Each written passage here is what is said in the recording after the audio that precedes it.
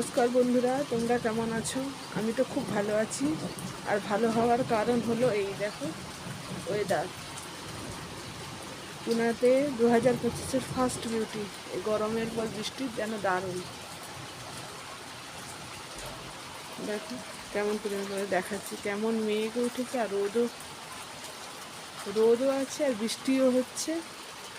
এই দেখো